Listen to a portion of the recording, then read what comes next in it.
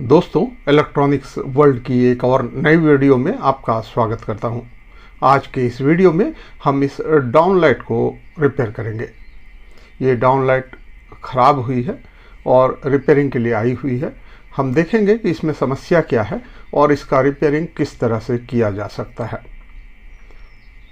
इस डाउनलाइट को रिपेयर करने के लिए इसे पहले सीरीज से कनेक्ट करेंगे और फिर इसकी समस्या को देखेंगे। इसे सीरीज से कनेक्ट करने के लिए इसके ड्राइवर को निकालना पड़ेगा। हालांकि ये डाउनलाइट की इस दोनों पॉइंट से ये दोनों पॉइंट दी हुई है, यहाँ से कनेक्शन देना है। इस डाउनलाइट में कभी कभी ड्राइवर इस बॉक्स में भी रहती है और कभी कभी आपको इस बॉक्स के अंदर भी ड्राइवर देखने को मिलता है। पहले इसे खोलेंगे, इसके ड्राइवर को निकालेंगे और फिर देखेंगे कि इसमें समस्या क्या है। अक्सर हाँ, इस तरह की डाउनलाइट 20 वाट से लेकर 30 वाट तक की रहती है। इसे पहले चेक करते हैं, उसके लिए इसे खोलना पड़ेगा। आप लगातार वीडियो को देखते रहिए और एक एक स्टेप को समझते रहिए ताकि आपको पूरी तरह से यह समझ में आए कि इसमें खराबी क्या है और उसकी खराबी को हम किस तरह से ठीक करेंगे। दोस्तों, डाउनलाइट की ये ऊपर की पार्ट है जहां ये COB LED लगी हुई है और ये नीचे के बॉक्स में यहाँ ड्राइवर इसकी मौजूद है। अब इस ड्राइवर को पहले निकालते हैं, फिर इसमें पावर देते हैं, तब समस्या समझ में आएगी। दोस्तों, इसे मैंने पूरी तरह से खोल दिया है। ये इसकी COB लाइट है और ये COB लाइट यहाँ से कनेक्टेड है इस ड्राइवर के थ्रू। ये ड्राइवर जो है ये लगभग 300 मिली एम्पेयर की ड्राइवर है और इसकी आउटपुट वोल्टेज जो है वो लगभग 70 से 80 वोल्ट के ऊपर ही होनी चाहिए। अब पहले इसे सीरीज से कनेक्ट करते हैं, उसके बाद देखते हैं कि इसमें समस्या क्या आ रही है। दोस्तों, जैसा कि आपको पहले भी मैं दिखा चुका हूँ, ये हमारी सीरीज़ वायर है और इस सीरीज़ वायर को जोड़ते ही आप देखेंगे कि हमारी सीरीज़ लाइट जल रही है। सीरीज़ लाइट की रोशनी इस लाइट के चलते नहीं दिख रही होगी, अब आपको दिखाई देगी कि हमारी सीरीज़ लाइट जो है वो जल रही है। देखिए, अब इस सीरीज़ वायर को पहले मैं इस ड्राइवर पे कनेक्ट करूँगा।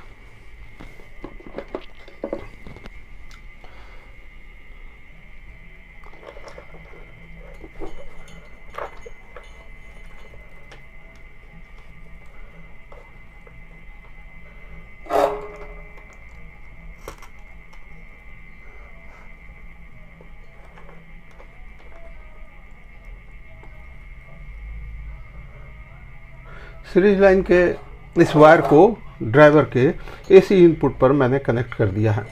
आप देख सकते हैं ये AC इनपुट की दोनों पॉइंट है, इस पर मैंने कनेक्ट किया है। अब मैं इस पर पावर देने जा रहा हूं। पावर देने के बाद आप देख सकते हैं इस डाउनलाइट की COB LED जो है वो ब्लिंक कर रही है और पूरी तरह से रोशनी नहीं दे रही है। दोस्तों, इस तरह का प्रॉब्लम जब भी सामने आता है तो समस्या या तो COB LED पे होती है या फिर इस ड्राइवर के स्विचिंग सेक्शन की होती है।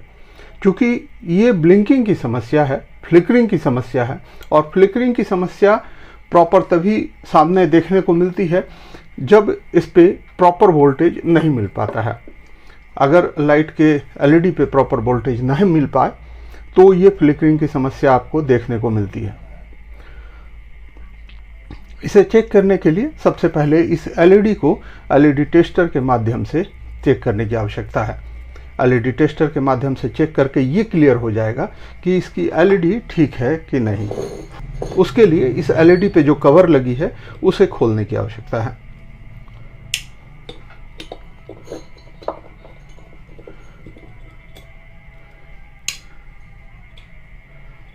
ये मैंने इसे खोल दिया है।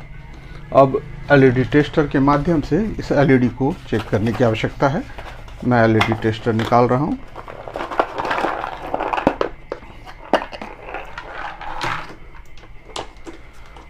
और ये हमारी LED टेस्टर है।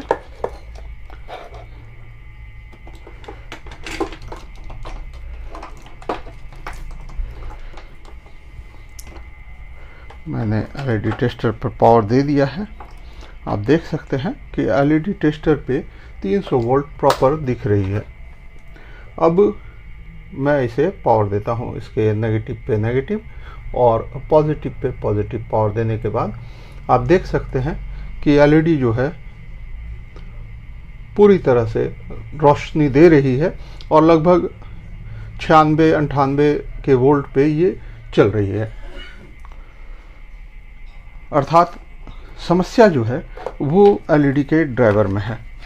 अब इसके ड्राइवर को हम चेक करते हैं।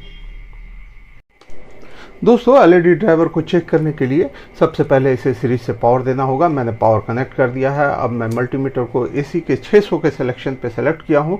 सबसे पहले इसके इनपुट वोल्टेज को टेस्ट करेंगे। इनपुट वोल्टेज में आप देख सकते हैं 237-238 वोल्टेज आ रही है। उसके बाद इसके आउटपुट के वोल्ट को सेलेक्ट करेंगे, चेक करेंगे, जिसके लिए मैंने DC 200 पे सेलेक्ट किया हुआ है। इसके आउटपुट के वोल्टेज में हमें 113 वोल्ट 112 वोल्ट के रेंज पे वोल्टेज मिल रही है।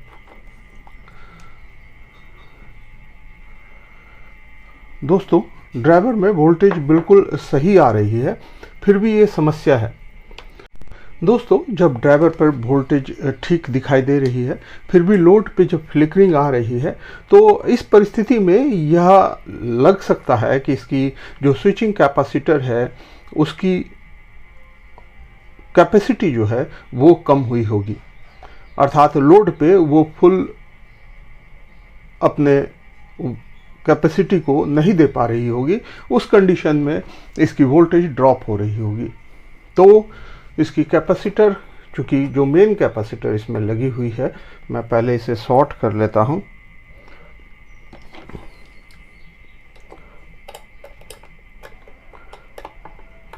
मेन कैपेसिटर जो लगी हुई है वो बिल्कुल ही ठीक दिखाई दे रही है।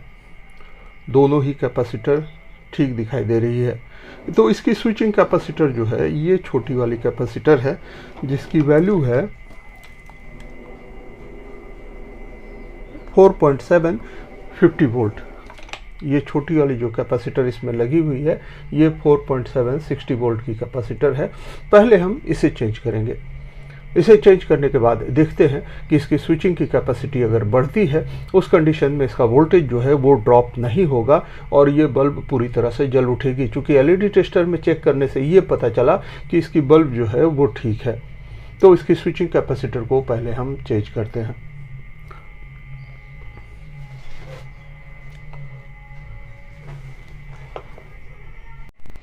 दोस्तों, आप देख सकते हैं जो मैंने इससे कैपेसिटर निकाली है वो 4.7 50 वोल्ट की कैपेसिटर है।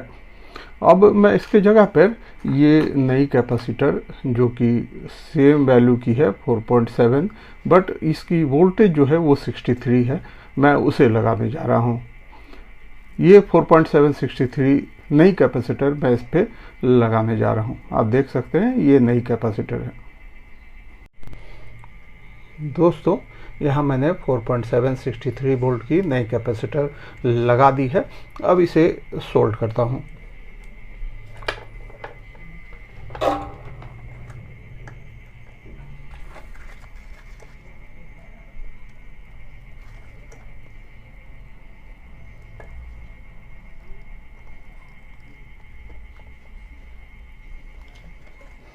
दोस्तों, ये अच्छी तरीके से सोल्ड हो गई है।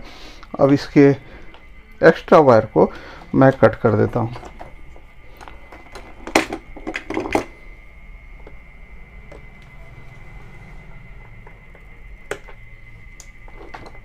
एक्स्ट्रा वायर कट करने के बाद चूँकि इस पे सोल्डिंग के दौरान पेस्ट इम्प्लीमेंट हो जाती है, इसीलिए ये ज़रूरी होता है कि आप इसे पेट्रोल या थिनर से पहले वॉश कर लें।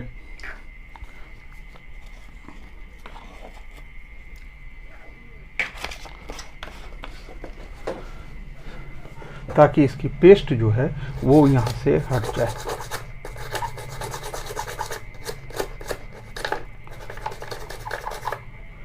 मैंने इसे पेट्रोल से वॉश कर लिया है। अब आप देख सकते हैं ये जो सोल्डिंग है एकदम प्रॉपर हो गई है। ये कैपेसिटर की ये दोनों पॉइंट है और देखिए ये कैपेसिटर यहाँ सोल्ड हो चुकी है। अब इसे फिर से चेक करने की आवश्यकता है। मैं इसे लाइट पे कनेक्ट कर रहा हूँ। लाइट पे कनेक्ट करने के बाद मैं इसे एक बार फिर से पावर दे रहा हूँ, लेकिन पावर देने से पूर्व दोस्तों इसे स्क्रू से टाइट करना ज़रूरी है, क्योंकि टेम्परेचर बहुत बनती है इसमें और ये टेम्परेचर के कारण ख़राब होने की संभावना इसमें अधिक रहती है। इसीलिए मैं पहले इसे स्क्रू से टाइट कर लेता हूँ।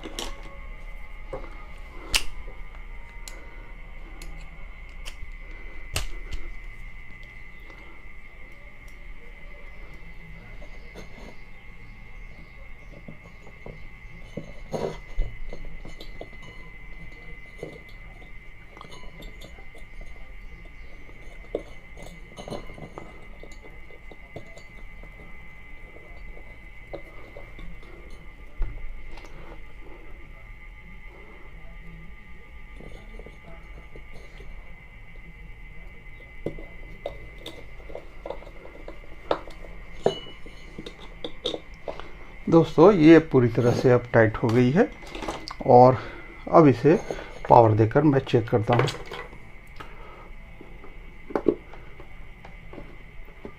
दोस्तों आप देखिए सिंपल एक 4.763 वोल्ट की नई कैपेसिटर लगाने के बाद ये लाइट पूरी तरह से रोशनी प्रदान कर रही है।